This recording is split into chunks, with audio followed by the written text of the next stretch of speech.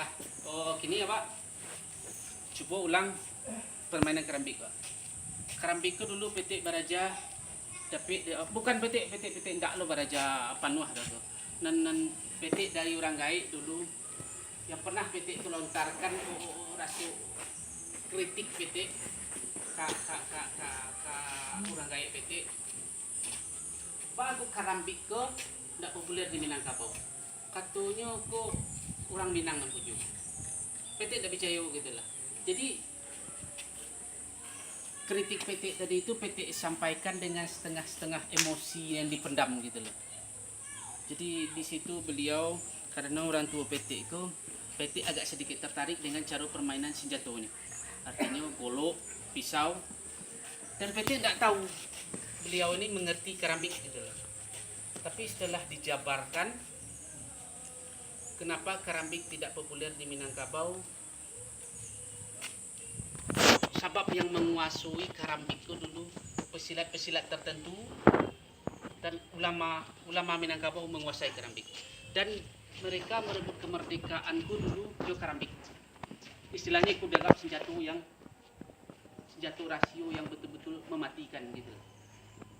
Tapi kenapa setelah Indonesia merdeka kerambik itu tidak dipopulerkan? Karena ulama awak berpandangan karena kerambik itu sifatnya membunuh.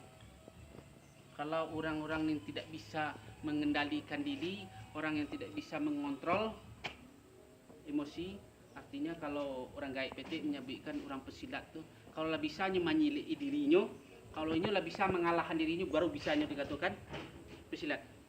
Tapi kalau ini tidak bisa, ada juga keinginan pingin mencuba nanti orang, itu masih nol. Ngerti?